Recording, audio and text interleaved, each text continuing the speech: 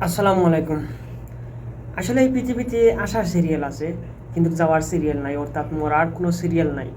খেয়ে বড় খেয়ে ছোট এরকম কোনো ভেদাভেদ নাই। মরণ সবারই মৃত্যুর স্বাদ গ্রহণ করতে হইব। তো কথা কইতাম আসলাম তালিমপুরের আজাদ বাইরে লইয়া, আব্দুল সামাদ আজাদ। আসলে কমেন্টেটর, ধারাভাষ্যকার, ফুটবলার। তালিমপুর মাঠও যখন তালিমপুর এই বছর খেলা হয়েছিল, তখন কিন্তু তালিমপুর মাঠও যাওয়ার পরে খুব ফ্রেন্ডলি এবং মিশুক মানুষ। ছোটো ভাই হিসাবে অনেক মায়া করতা, অনেক ভালো লাগাইতা। আজকে ডিউটি থেকে যাওয়ার পরে যেমন ফেসবুকে ঢুকছি, এখন দেখি মৃত্যু performance। আসলে খুব কষ্ট লাগে গিয়া। পূর্বে যেন হয়েছে মৃত্যুর কোনো বয়স নাই। আমরাও মরতে হইব, কখন মৌত আজরাইল ফাটাইবা আল্লাহ, আসলে আমরা খুঁজতাম পারি না।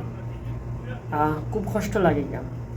আর আর এই কারণে কষ্ট লাগে গিয়া, মানে অল্প বয়স, ফিউচার রয়েছে, ভবিষ্যৎ রয়েছে, কিন্তু বিধাতা সৃষ্টি করার সময় ওনার হায়াত সিলেক্ট করে দিলাইছেন, আমারও হায়াত সিলেক্ট করে দিলাইছেন যে আমি কতদিন এই দুনিয়ায় বাঁচবো।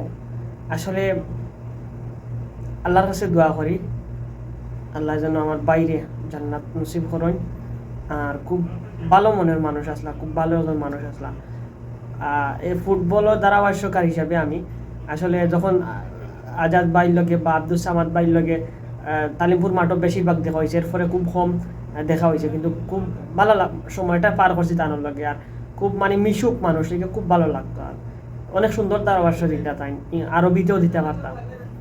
তো আল্লাহ আসলে ডাক দিয়া নিছন গিয়া, এখানে দুনিয়ার কোনো শক্তিয়ে তানোর খাইতে আর ফার্স হইন না, আর ফার্তাও না কোনো ব্যক্তিরে। আল্লাহ যারে ডাক দিলাইবা যাইতে গইব।